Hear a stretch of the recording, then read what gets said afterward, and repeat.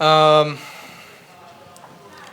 first thing I said that first thing that I said was, for the guys in that room, when they leave Clemson one day, I want those guys.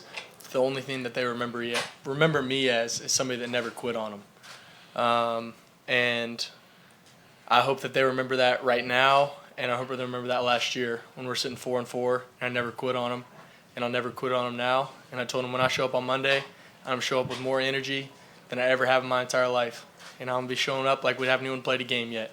Um, and I said that I'm never quitting on this team, and I challenged them to never quit on me and never quit on each other, because at the end of the day, it's one game, and we got a long season ahead, and we're gonna flush this and learn from it and go get better, and just challenge them to not quit on me, and I won't quit on them because I'm never quitting on them. Or let's go have a great week next week and great season. Peter, you were pretty comfortable out there on the edge today. Had a great first half. How good did it feel to play out there? It felt good. I've done it before. It's not really my first time ever doing it, but just kind of working the game plan and stuff that the coaches have for me to do, and it just kind of worked out that way.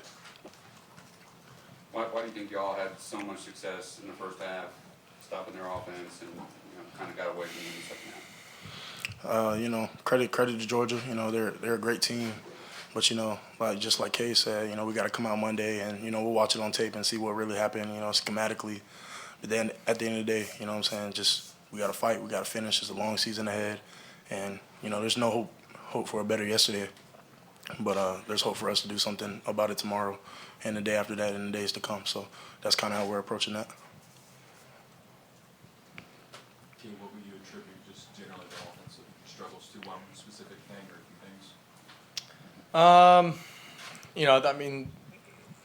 I can't really put my finger on it exactly.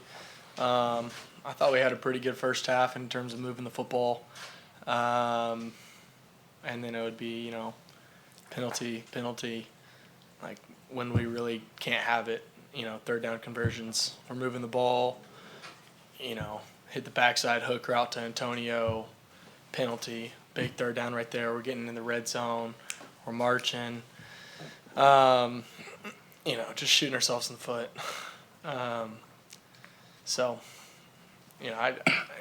They're a great team, and I think that I think we have a great offense, and I think that we're going to be able to do some really good things this year, and just continue to fine tune the details, and but I think throwing the football, we did some good stuff today, and running the football. Phil ran it really hard today and made some great cuts. Protectionally, I feel like I had a lot of time back there, and just got to take advantage of the opportunities when they come. This is an elite defense, and turnovers were so problematic for y'all last year, especially the catastrophic turnovers. Must be a positive to take away that you didn't put the ball on the ground against that defense. You just had the one interception, and that was just a great play by Unbelievable play. Saw TB kind of have a yard on him and let it out there, and guy did a great job kind of pushing Tyler to the sideline, and one of the best plays I've seen since playing at Clemson. So kind of tip the hat to that kid right there. But I thought we did a great job. Obviously handling the football and taking care of it. Other than that, I don't think we even had a turnover all night, other than the fourth down stop, if you want to count that. So, I thought we did a pretty good job, taking care of the ball. Just got to take advantage of opportunities when they're there, and just a couple MAs. So, what are y'all's thoughts on the upcoming week with App State? Very competitive team. Coach Dad would say one of the best G5 teams out there. Night game at Death Valley. Good to be back home. Kind of, as you said, as I've said, flush this away. What are Cade and Peter? What are your thoughts on what to expect when the Mountaineers come in next Saturday night? Like I said to y'all before, the standard's still the standard. Just like I said, playoff ready game one.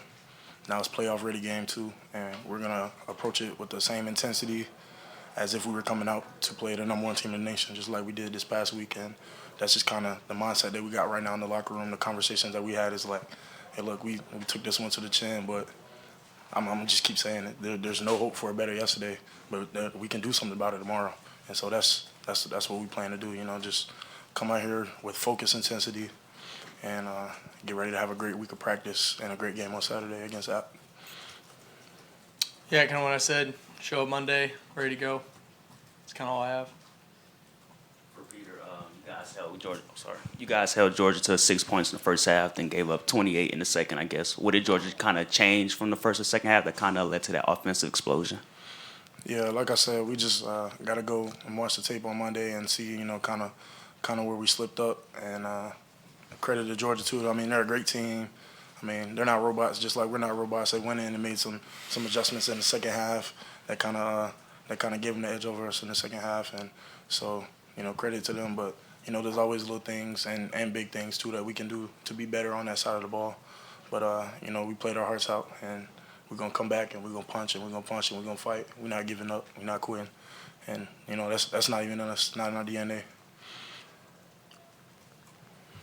Anybody else for these guys? Yeah, okay, there was a couple times early on, I think, that your receivers kind of lost the ball while it was in the air. Was there any kind of explanation or what they saw on those plays? Which ones specifically are you There was talking one, about? I think, to Antonio in the end zone, the flag route. Yeah. And then early on to Cole, when he was going downfield, it looked like he had a little bit of space. Yep. Yeah, first one to Tone. He just said he lost it in the lights. Yeah, lights kind of shining down, but I mean, it was a great play. It was definitely there. Just kind of, you know, that one sucked to kind of not hit. We had him exactly kind of where we wanted him, and Tone ran a great route. Just kind of lost it in the air, and definitely wish we had that one back. Just kind of missed opportunity, and then yeah, the one to Cole. I just don't think he was expecting it. Yeah, that's kind of all I heard from it. Yeah. Cade, Dabo mentioned, I think it was on the 4th and 1 in the first half. There was something that he's used for miscommunication. What happened on that one? I think you were halfway in the huddle, or you guys were making it come off. Maybe you weren't. You know, calling a timeout at the end of that. Oh, Yeah. yeah, it was just my fault. Kind of honestly didn't understand what he was thinking, and I didn't know. You know, we just weren't on the same page. I didn't know he was going to take a delay game.